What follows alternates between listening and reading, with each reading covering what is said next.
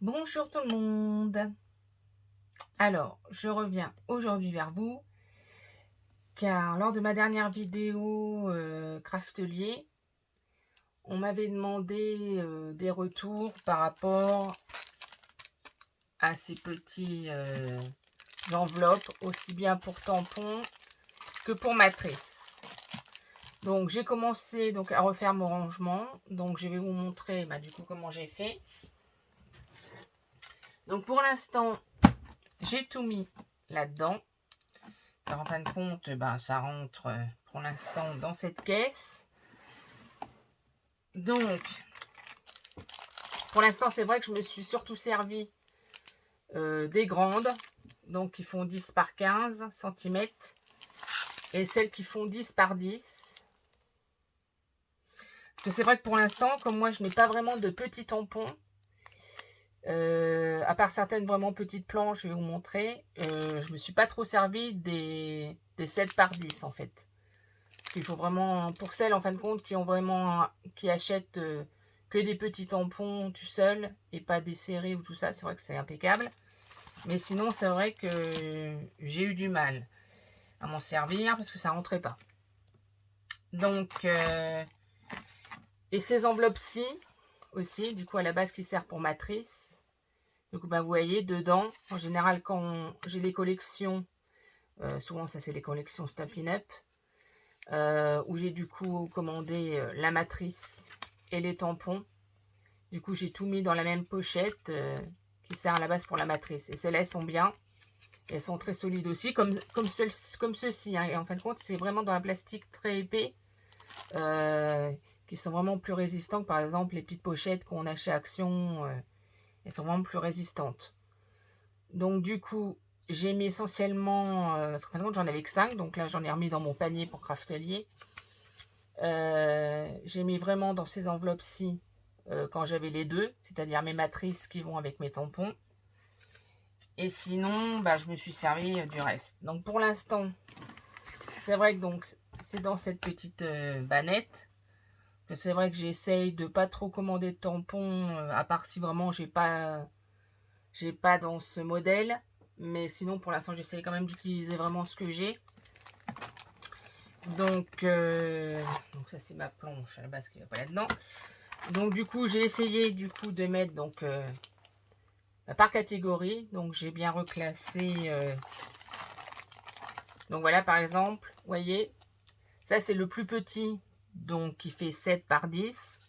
Et par exemple j'ai mis dedans, donc ça c'est une planche que j'avais achetée pareil chez Stampin' Up. Ou à la base ces tampons là, bon là vous verrez pas trop parce qu'ils sont vraiment clairs. Mais du coup, c'est des tampons réversibles où en fin de compte, on fait le fond avec un côté du tampon et la forme avec l'autre côté. Donc c'est vrai que du coup, là c'est impeccable parce que du coup c'est pile poil. Vous voyez, ils sont vraiment transparents les tampons. Et en fin de compte, c'est des tampons qu'on utilise sur les deux faces. Donc voilà, par exemple pour cette petite planche où j'ai pu mettre vraiment dans le petit. Et donc du coup, je mets comme ça. Et donc, pour l'instant, oui, j'ai mis par catégorie. Donc, après, voilà, par exemple, l'autre planche, où on peut mettre certaines catégories de planches. Donc là, c'était ma planche de chiffres et de dates, toujours de Stampin' Up. Donc, voilà, j'ai classé vraiment par thème. Donc, les fleurs. Donc là, par exemple, avec les grandes de chez Tanuki Store, j'ai donc mes planches japonaises. Donc, par contre, celles-là, vous voyez, je les ai mis dans les grandes. Qui font donc 10 par 15, parce que chaque fois je ne me rappelle plus. Donc voilà. Après, par contre, il y a certaines planches que j'ai été obligée de laisser telles quelles. Par exemple, mes grandes planches que j'avais eues. Bon, comme celles-là sont déjà plastifiées, pour l'instant, je n'ai pas trouvé encore de système vraiment pour mettre ce genre de grandes planches. Donc, si vous avez des idées, mettez-le moi en commentaire. Parce que pour l'instant, j'arrive pas à trouver système. Alors pareil, après par exemple, voilà, dans certaines planches, ça c'est par exemple pour faire mes ATC. Donc dans les petites planches. Et je vous dis, du coup, là, moi, j'ai classé, du coup, pour l'instant, donc par catégorie. Là, il faut que je reclasse. En fin de compte, j'avais mis ça dans une boîte Solus Scrap. Donc là, c'est tout ce qui est Halloween. Donc, j'ai mis sur 2 faces. Et donc, voilà, j'ai classé par thème. Donc, au début, j'ai classé, oui, ben, fleurs, tout ce qui est Japon. Après, j'ai tout ce qui est animaux. Donc, vous voyez, j'avais la dernière planche que j'avais commandée chez Stampin' Up, c'est celle-ci. Donc, pareil, là, j'ai réussi, j'ai gardé la pochette, par contre, que j'avais de chez Stampin' Up. Où j'avais ma matrice, mes matrices de découpe qui vont avec, qui étaient dedans. Donc, c'est un système. Et donc, oui, j'ai tout mis par, donc, voilà, par catégorie pour l'instant. Donc, animaux. Après, j'ai les saisons. Parce que j'ai aussi donc, de chez Stampin' Up.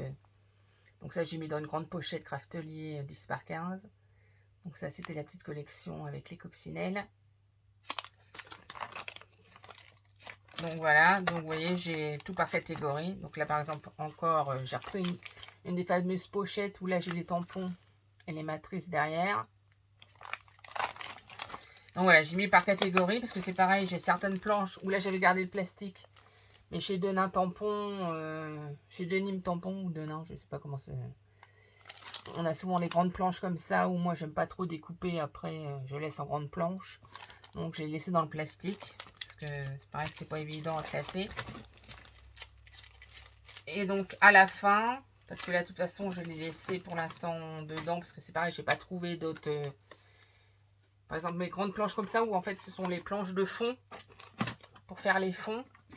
Donc je les ai mis à la fin de ma boîte. Où là voilà, c'est les planches comme ça. Donc là c'est pareil, pour l'instant j'ai pas trouvé chez Craftelier des emballages qui soient assez grands pour mettre ce genre de planches. Donc voilà. Donc pour l'instant, je les garde dans les boîtes d'origine. Et c'est pareil du coup, pour l'instant, donc d'après j'ai mes plioirs de gaufrage au fond. Et du coup, après, pareil, comme pour l'instant, je n'ai pas encore assez d'enveloppes grandes. J'ai gardé dans les enveloppes de Stampin' Up pour les die cut. Et du coup, j'avais gardé justement des boîtes de Stampin' Up vides. Et du coup, moi, il y a certains die du coup que j'ai mis là-dedans. Donc, en fin de compte, tout ce qui est ma matrice, là, c'est tout ce qui est forme. Ouais, après, j'ai tout ce qui est pour faire en forme octogonale. Après, j'ai tout ce qui est pour faire en forme ronde. Donc, ça, c'est celles que j'ai eu comment offert ou dans des échanges ou que moi, j'avais acheté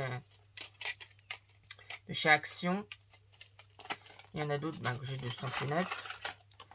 Et donc, voilà. Pardon, c'est vrai que j'ai un peu de mal. Donc, j'ai mis dans ce genre de boîte-là en attendant, parce que c'est très pratique. Ça rentre pile poil.